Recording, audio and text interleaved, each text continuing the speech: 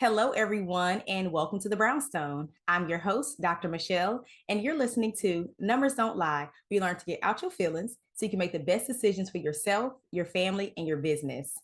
Well, guys, I'm super excited today because I'm reunited with someone that I met earlier this year. And I remember we had like a graduation for the business class we were in.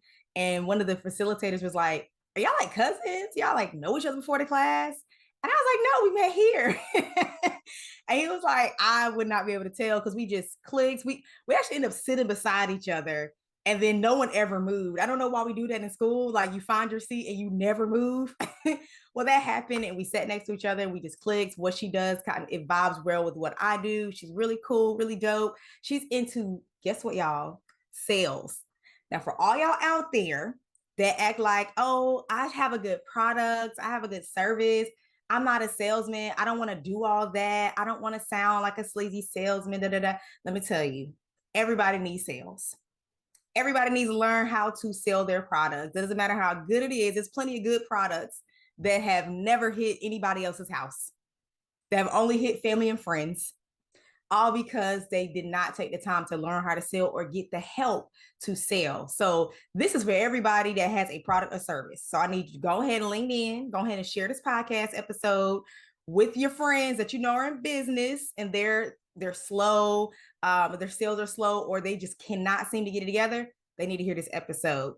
So without further ado, please welcome to the Numbers Don't Lie stage, Ayla Ellen. Here, claps in the background. Some more soundtracks. I love it. Thank you. Thank you for having me. I'm so happy you said yes. I'm so happy we finally got it together. Y'all, we've been trying to get this thing, but we finally got it together, which means this is the perfect time and somebody out there needed to hear it. So before we get into it, could you please tell the people who you are, like how you landed to this field?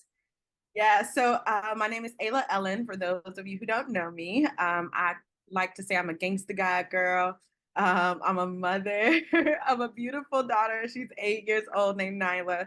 I love mountain hiking. I'm a speaker. I'm a kingdom sales coach, but most importantly to you all, I'm a digital sales consultant. And what that in essence means is that I help business owners not be afraid to or scared of sales and scaling online. I So love that. She said, it, "Y'all don't be scared." it was really fun. It was really funny how sales found me, or how I landed in this field. I like to say that most people in sales say, "Hey, I never went and grew up and said, oh, I want to be a salesperson when I grow up." Right. Right. That definitely wasn't the case for me, but I actually, since the third grade, wanted to be a dermatologist. And that's a whole nother story we'll get into. That's what everybody think I do when I tell them I'm an epidemiologist. They be like, "With the skin, right?" It's like, no. Not that kind of doctor, not really. But yeah, I was 18. I had just turned 18 the same day I graduated high school. And I remember running over to my godfather's house and I signed up for my first direct sales company because for a little brown girl like me, who grew up underprivileged, sales just seemed like the opportunity to really give back to my mom and my family in a way that, I wanted to. So Cool. That is definitely different because I didn't have any experience with sales. I think the only experience I had with sales is being sold to. I think that's how my mama got her encyclopedias. I think how most Black family got their encyclopedias. And then I remember I had bought my first house, and it was these two guys came over. Like hindsight, I was like, "Girl, you let these two men in your house that you did not know." They were selling the Kirby vacuum cleaners.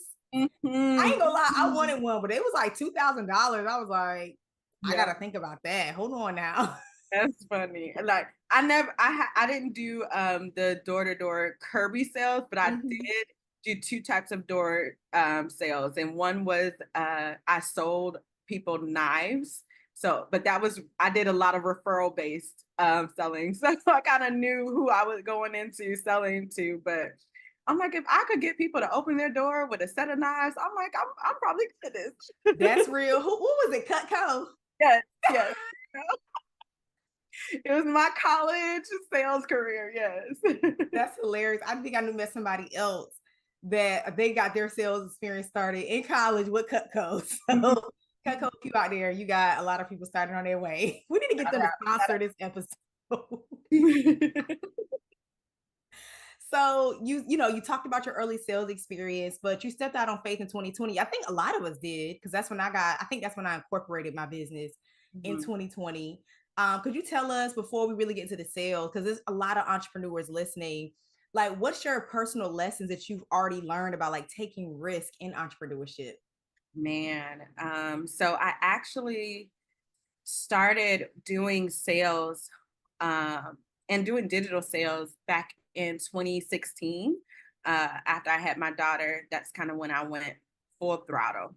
And then it was a side hustle up until then. And then 2020 is like all of us was like, okay, this is the time to take a leap of faith. Yeah. And it was really the what I would tell people that for me that it was faith that allowed me to take risks. You Mm. know, I felt like my backing was God, like he could see things that I couldn't see. And that's how I was able to step out on faith and start to build this thing. Now, what he didn't tell me was all of the things that you had to learn and grow through. So the past 4 years has been this learning journey of growing from a saleswoman to a businesswoman. And that took courses like where you and I met, where I got to learn how to use data and numbers to mitigate risks so I Hmm. could approach my business more, intentionally. I love that. Mm. Yeah. I think that is true. Like people think numbers and data is scary, but I'm like, no, it helps set boundaries and goals. It Mhm. helps you know, have you met those goals? It's just very concrete. And that's very much like me. Like I'm a concrete type of person. Either you did or you didn't. Like, you know what Right. I'm saying? Like, let's not all cut out all this talking. Let's get to business. And data helps you do that. It helps you get to business. And And since we go I ahead. think I think that one thing that I really want to highlight is like when you're going from like a not having a business or maybe not even knowing anyone who had a successful business to Mm. now having one, data is so important. And the first data that God helped me to understand was like, I need you to look at your budget and Ooh, not just your business budget, but your home that's budget. real. I think a lot of people aren't used to managing a home budget, but they get into business and wonder why the numbers aren't numbering, why Yeah. they're not working. What's the math? It's not mathing, because you didn't take the time to steward your home budget, which was in preparation to grow that business. Pew, And pew, those pew, are the pew. data, those are the numbers that you need, the skills that you need to do so. So, Absolutely. And funny you said that. I actually started in business as a financial coach. wow, I didn't know Yes. that. That's And that was amazing. girl, and that was one of my I think one of my first, well, it was like one of the early I used to do webinars, like for real. That was one of my early webinars, like your first businesses at home. Mhm. And I was talking about being able to manage your personal finances, which is, could be a spreadsheet, could be an app or whatever. But you were so right. Like we transition over how we do our home life and our personal life and our relationships. And we transition that over into business, like you said, and we wonder why things aren't working. Like, well, you never learn how to resolve conflict over here, so you don't know how to manage it when it comes up with your business. Or when you have employees aren't working, you never learn to manage your money over here, so you're making a mess over here. You're intermingling funds. It's a whole thing. So data does help you. Personal finance is your own it's like your very first piece of data. Yeah, that's But we here more. to talk about sales. I'm like, all right, enough of that. We need to talk about these sales. Man, we got And another number. so you use were you you're into UGC, so user generated content. Yes. Could you explain like first of all, what is UGC? Because you're like the second person that I've heard talk about it. Only one other person I've heard. So could you explain to our listeners what user generated content is and Mhm. why it's becoming such a powerful marketing tool for like such a time as this? Yes. So that was actually I that was the pivot to doing UGC or user generated content was actually a decision that my data made for me, right? And so before I get into that, I'll explain what user generated content is. So It actually has been done before. You've seen it before. When you go and you see ads created from business owners, brands alike, they typically are showcasing testimonials. That is a form of user generated content where the business is not producing the content, but actually the consumer is. And so, what brands are doing now, because of the rise of TikTok and Instagram Reels, they're making it so much more popular for people to be able to create content, review a product, and then create content around that product. And that looks like personal reviews, testimonials, those open boxes, or come with me to this event. Those types of content are considered user generated, and it's to create more trusted form of marketing from a brand because the consumer is actually giving that review. And now that you say that, I did it, and I don't think I realized that it was called user generated content, because I actually did a presentation. This was maybe early this year, and it was about cold traffic, right? And so we were, talking about cold traffic because a lot of us have to engage with people we don't know in order to get sales, whether we like it or not. I know you mentioned referrals before, and a lot of people start off with referrals, but they will quickly tell you that well can run dry because it's based on, like, your network may run out. So cold traffic, eventually most people will have to interact with that. So let me pull something up that I mentioned from that, because you were talking about how some more trusted source. And a lot of times, if we think about in history, it may have started off with like commercial with celebrities. Yeah. Right. Like, these are people we trust. They're like faces that we're constantly around, like, oh, they seem to be trustworthy. Let me trust it. But I like how you said it's transitioned to, like, in the TikTok era. Well, while you're looking for that, I'll clarify too. One thing about user generated content is that it was created mostly for you. When you see influencers have brand or marketing campaigns, they have to put that paid ad. They're promoting a product. But what those influencers are doing, the brand is utilizing the influencer's audience. Yes. With user generated content, a creator can start today and not have an audience, but still get paid to do that user generated content. You're creating content for the brand's social platform to promote to their existing audience. And so that's the difference between influencer marketing versus user generated creative. I'm glad you made that difference, because what I pulled up, it was influencer marketing. So I'm glad you made that distinction. But what I do think they have, because it's taken off, like, it's not slowing down. Did you know that data-driven organizations were 19 times more profitable? 19. You heard me right. Perhaps you're asking, what is data-driven and how do I become one of those organizations? I'm so glad you asked. I want you to go take a quiz. It's a simple, quick quiz to help you assess if you are, in fact, one of those organizations. Head over to mogulbeginnings.com/data into dollars quiz now. That's mogulbeginnings.com. You can just go to mogulbeginnings.com and it'll show you the data into dollars quiz. Take it now. You'll see if you're on your way to 19xing your profitability. You're listening to Numbers Don't Lie on KCCR Cityscape. We hope you're enjoying the tunes and all the jams. Make sure you visit our website over at brownstoneworldwide.com to learn about all things Brownstone. You can check out Brownstone Living Magazine and all the great things that we have on the website, as well as the shop. You just got to head over to the website, brownstoneworldwide.com. Keeping it locked to KCCR Radio, my station, the Brownstone Center. And don't forget, no matter where you go, there we are. But it talked about something you just said, how the people that we know, like, these are everyday people. You might even follow them and you see them promoting something for a brand. You're more likely to stop and listen than, like, you're like, who is it? Who is it? The CEO? Like, I don't know this CEO that doesn't even have a TikTok account. You know what I'm saying? Because viewers did say, it says 49. This is for influencer recommendations, but it's very similar because this their face. 49% of consumers depend on influencer recommendations, and 69% of consumers trust what influencers say and recommend. So if they're doing this ad for Colgate, talking about this is where I got my smile, they're like, Shoot, girl, I was bought me a wig off of TikTok the other day. I was like, dang, that do look good. Mm-hmm. And it's really what I love is like is bringing it one. It's really just digitizing what referral based marketing was for local business owners, just Analogy, bringing yeah. it to a digital platform.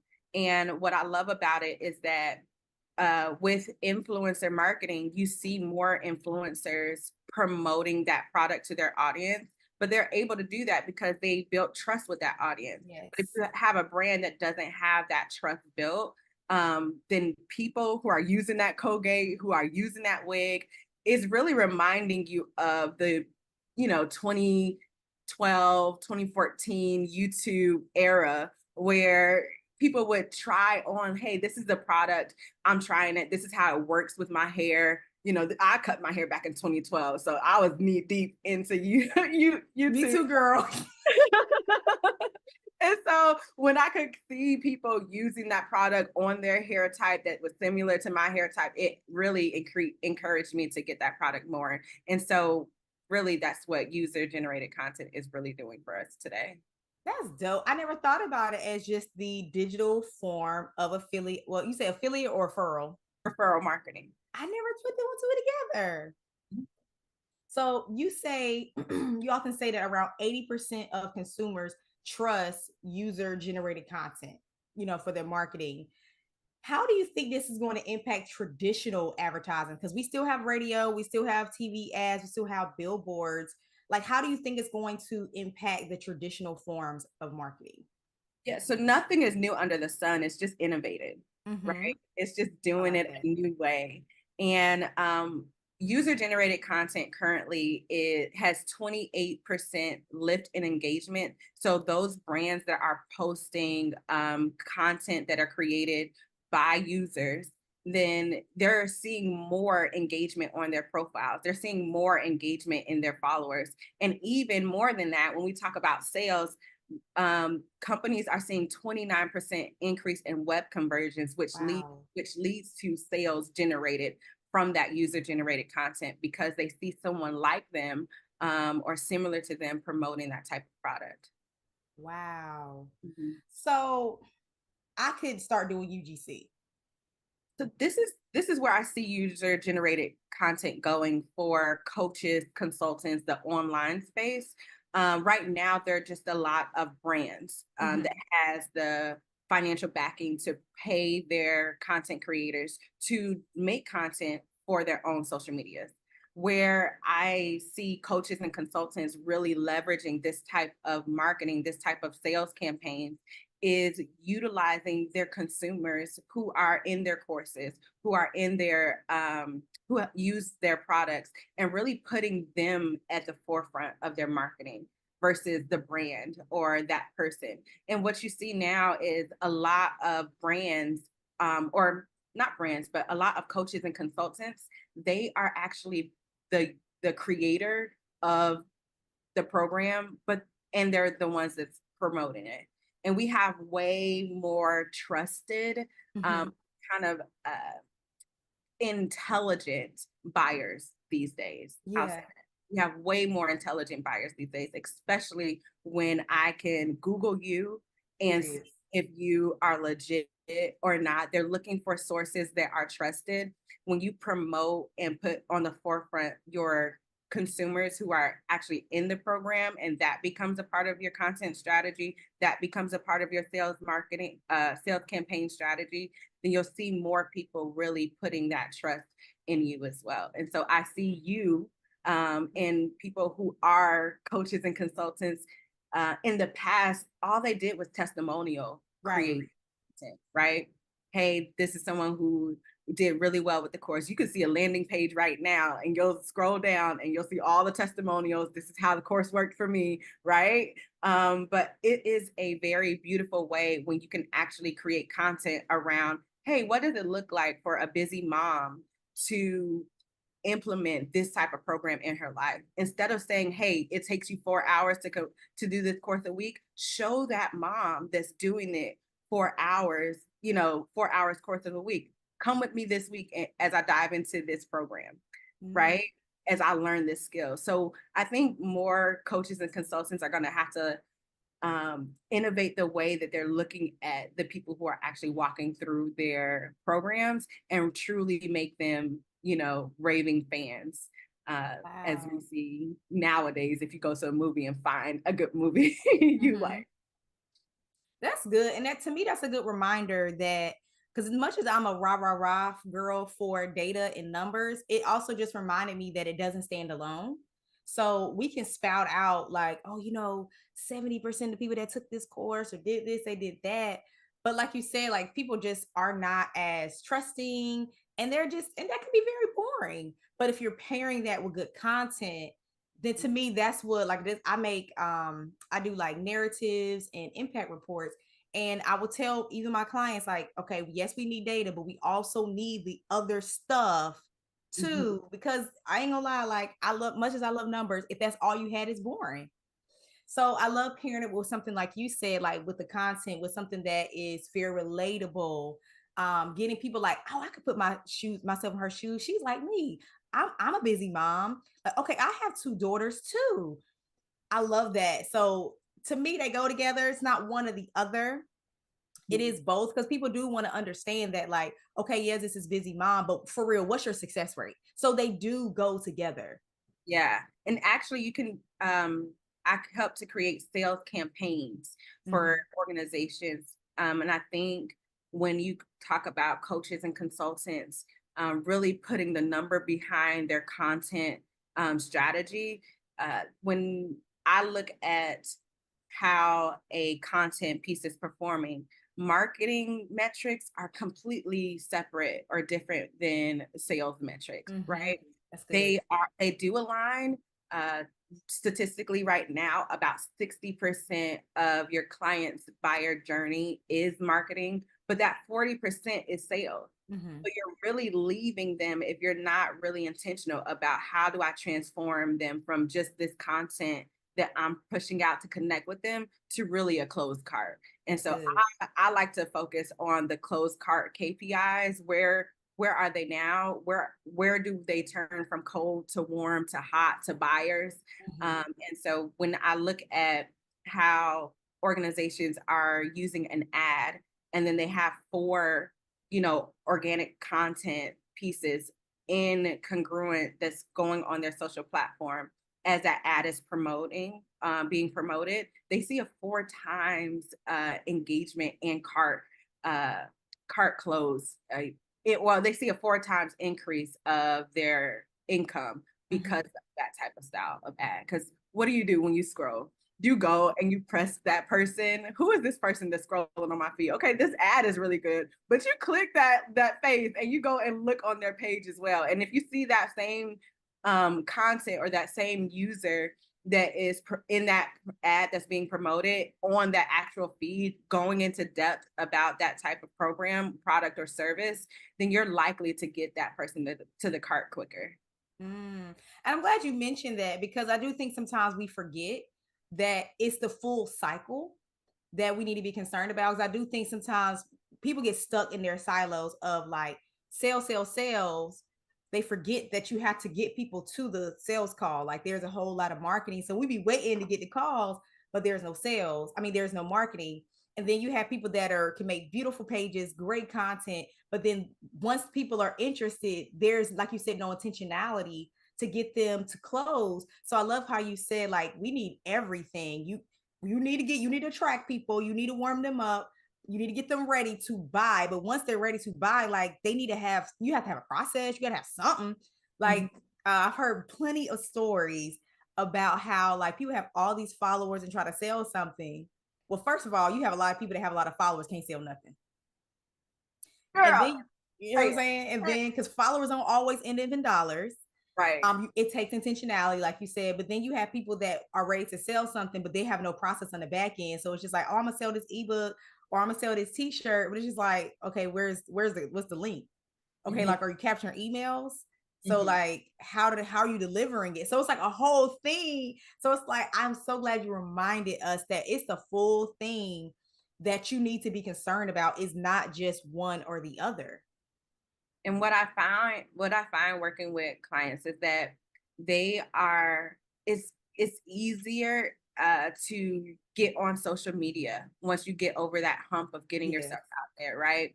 But it's easier to stay in that phase, like of, okay, I'm promoting, I'm pushing myself out there. But to get to that sales part of it, they were scared just to Yeah. get on social media, or scared and nervous of what people think or comparison. And they find themselves trapped in this marketing silo where they're just marketing, trying to promote a product, trying to sell a product, but it is not landing. And so you find those influencers who have a lot of followers, but it doesn't translate to dollars because they are scared of that closing piece, which is really what I do, where I do the work to get them over that fear of sales. Mm-hmm. Wow.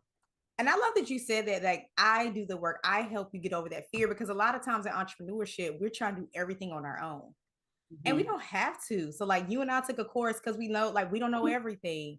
So if you're listening, if you're one of those solopreneurs, especially if you've been a solopreneur for years and you haven't been able to, rest like you thought you were going to be able to rest, like, sometimes it's okay to reach out for help. And one way you can get there is making sure you got your marketing game together as well as your sales. And Miss Ayla Ellen helps you do that. So I'll put both of your names together. Ayla Ellen, Aylin, Aylin. How can they find you, someone that can help them on their way? Yeah, so you can find me on all social media platforms at Ayla Ellen Elevate. That's AYLAELLEN ELEVATE. You can also go to my website at AylaEllenConsulting.com, and you can navigate there and find everything that you need to connect with me. Awesome. So make sure y'all connect with Ayla. I'm definitely gonna be tuned in because I'm like, you're the second person I heard about this UGC, and I still feel like, even though it's probably so common to you, it's new to a lot of people. And so those that get in early and on the ground floor tend to benefit most. So I'm about to be having to tune in to Ayla and get on her sale. I need to get in that funnel because I want to know, like, I want to see how I can, 4X or 10X my business doing something that's probably not as hard as I think it is. So, I think that's really the barrier. We think it's so hard or so much. I'm like, it's probably not as hard as you think it is. You just need to get connected with the right people to help you. So, right. And you know what? I need to do the work with you because data really grows your business. Even for me speaking, and I'll just say this and we can close, but even for me speaking, I use data to educate my audience, right? Because people buy emotionally, and that's really what people are doing. They're buying emotionally, but they justify that with logic. And so and so the data is the justification. So without that data, then you have a buyer who is unstable. And you want to make sure you have a confident buyer. So I need to get with you so I can really nail in the data research that I'm looking to do to grow entrepreneurs. Awesome. So you see how it all works together, y'all. It all works together. So make sure you reach out to Ayla. And you can reach out to me, Dr. Michele. I'm on all platforms, website, Mogul Beginnings. So you literally can Google Mogul Beginnings and find me everywhere. It's MOGUL, Mogul Beginnings. Yeah, reach out to me. I'm very reachable, very findable. You can get in my cycle. And I actually had let me see if I might need to put that testimony out on Tuesday. She's a new client, and she was like, came through referral. And I was just so happy to be exactly who she was looking for. And she was like, because she could find me, this is for all those that are hiding and haven't put themselves out there, anything. She was like, I looked on your LinkedIn. She was like, I looked on, I think that was really what sold her, but I was on LinkedIn. I think she might have looked at my website. She was like, I saw that you had a background in research and all this stuff, and you're not just like some random person that's saying they can do stuff. And I think that's why our buyers have gotten so educated, because there was a time when all these coaches and consultants said they could do something that they could not do. And so you need to make sure that you put yourself out there as an expert, and some of your expertise is your your personal training, like your school and all that stuff. Don't hide any of that stuff. That's why the UGC and marketing in general is so beneficial, because people are looking for you. Like, she was really looking for somebody like me. I just so happened to show up at the right time, and I presented myself in a way that it was a no-brainer for her to sign up. So what we talking about, y'all? We're not just talking, like, this is for real, for real. So make sure you connect with Ayla if you need to connect for your data needs. You already heard about my quiz, go take that. But yeah, connect with me, Mogul Beginnings or mogulbeginnings.com. I can't wait to talk with you. I hope you connect with Ayla. And again, thank you for listening to another episode of Numbers Don't Lie here on the Brownstone. Make sure you connect with us on brownstoneworldwide.com as well. Have tons of things out there. It's a marketplace. There's a radio station, all the things. Just go to brownstoneworldwide.com. And thank you again, guys. Until next time. Thank you for having me. Bye.